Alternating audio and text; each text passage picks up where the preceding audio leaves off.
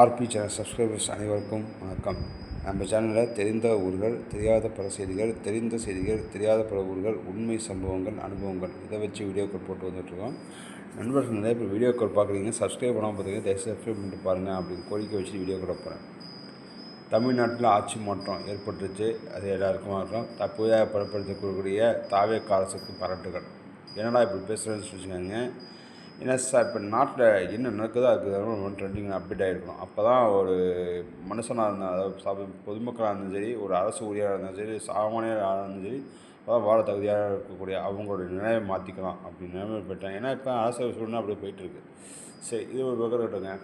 இப்போ அரசாங்கத்துக்கு வைக்கக்கூடிய ஒரு கோரிக்கை, தமிழ்நாடு அரசு பணியாளர் தேர்வாணையம் இது மிகப்பெரிய ஒரு ஊழல் நிறைந்த துறையாக மாறியிருக்கிறதாக சமீபத்தில் எல்லாருமே குடிச்சிட வச்சுருக்காங்க.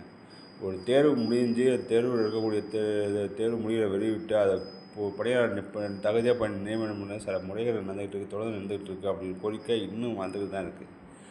அதுலேயும் ஒரு சில அகாடமி, அந்த ஒரு அகாடமி, இவர் ஒரு ஐஏஎஸ் அகாடமின்னு சொல்லி நடத்திட்டு இருக்கக்கூடிய ஆள், இவர் ஒரு ஜிம் ட்ரெயினராக இருக்குது. சமீப காலமாக இவருடைய நிலைமை என்ன பார்த்திங்கன்னா, இப்போ இருக்கக்கூடிய ஒரு சில குறுகிய வட்டத்தில் இருக்கக்கூடிய ஒரு ஆட்களுக்கு சப்போர்ட் பண்ணி பேசுகிறது, தொடர்ந்து அவதூறு பரப்புறது பண்ணிவிடும். இதையும் தமிழ்நாடு அரசு கருத்தில் கொள்ளணும். மேலும் தமிழ்நாடு அரசு பணியாளர் தேர்வுக்கு வைக்கக்கூடிய கோரிக்கை என்னென்னா, இப்போ புதிய அரசு பதவியேற்றிருக்கு. இப்போ உங்களோட தெளிவான நிலைப்பாடு என்ன? எங்களுக்கு தேவை என்னென்னா, இன்னும் 6 மாதம் டைம் இருக்குது. ஸோ 6 மாதத்தில் இருக்கக்கூடிய தேவை பழைய பாடத்திட்டத்தை நீங்கள் அமல்படுத்தணும் அப்படிங்கிறது தான் சமூக வலைதளங்களில் எல்லாரும் வச்சுட்டு கோரிக்கை. இதை தெளிவாக சொல்லிட்டிங்கன்னா பரவாயில்ல. ஏன்னா கடைசி செமிஸ்டரில் 3 மாதம் 40 நாள் 20 நாள் இருக்குன்னு சொன்னிங்கன்னா அவங்களுக்கு படிக்கிறதுக்கு நான், ஏன்னா இப்போ அவுட் சோர்சிங், அதாவது வெளியிலேருந்து வரக்கூடிய தகவலை தேட்டத்துக்கே ஒரு பெரிய அளவுக்கு போயிட்டுருக்கு. அது பெரிய பெரிய அகாடமி, அதாவது சார்ந்து இருக்கக்கூடிய ஒரு அகாடமி ஜாயின் பண்ணால் அவங்கள்ட்ட இந்த போக்குகள் இல்லை. சரி, புதியத்தில் இருக்கக்கூடிய நூலகத்துலேயும் புக்கு கிடைக்கல, அந்த நிலைமை தான் போயிட்டுருக்கு. தயவுசெய்து இதை காது கொடுத்துக்கோங்க. சென்ற அரசுகிட்ட நாங்கள் எல்லாம் கோரிக்கை வச்சோம், அது அரசாங்கம் பண்ணலை. ஸோ அதை நம்பி தான் ஒரு மாற்றத்தை கொடுத்துருக்காங்கன்னு சொல்லி கொடுத்துருக்காங்க. தயவுசெய்து இதை கொஞ்சமாவது தேர்வுகளுக்கு மத்தியில் இருக்கக்கூடிய கோரிக்கைகளை காது கொடுத்து கேட்டு அவங்க குறைநிலை கழிச்சு பாடத்திட்டத்தை பழைய பாடத்திட்டத்தை கொண்டு வாங்க.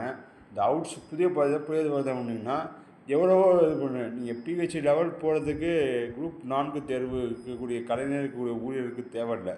ஏன்னா குரூப் 2 1 ஏ பார்த்திங்கனாலே அது பெரிய அளவுக்கு ஒரு மாற்றம் தான் நிகழ்ந்திருக்கு. ஆனால் இதை குரூப் 4 தேர்வில் குணம் வச்சிங்கன்னா எங்கே குணம் வைக்கிங்கன்னா இதை பழிவாங்கிறதுக்கு தயவுசெய்து இதை அவுட் சோர்சிங், வெளியிலேருந்து போகக்கூடிய புத்தகங்களை தெளிவான மாதிரி சொல்ல மாட்டேறீங்க. முறையாக அதை சொல்ல வேணாம், எங்களுக்கு அதே தேவையில்லைன்னு தான் என்னென்னு கோரிக்கை வைக்கும்.